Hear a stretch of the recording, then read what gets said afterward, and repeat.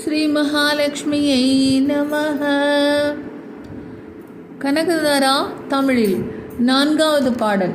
நீருண்ட மேகமென திகழும் திருமாலின் நெடிய திருமார்புதனில் கொடிமின்னல் என்ன சீருடனே விளங்கும் நின் திருவுருவம் தாயே செய்தவத்தால் பிருகுமுனி நினை மகளாய் பெற்றான் பாருலகமெல்லாம் நினை தாயெனவே வாழ்த்தி பக்தியுடன் தொழுகின்ற நினது திருவுருவை சார்ந்திட்டேன் நின்னடியை சகல நல மருள தாயே என் மீது கடை கண் வைப்பாய் நீயே தாயே என் மீது கடை கண் வைப்பாய் நீயே.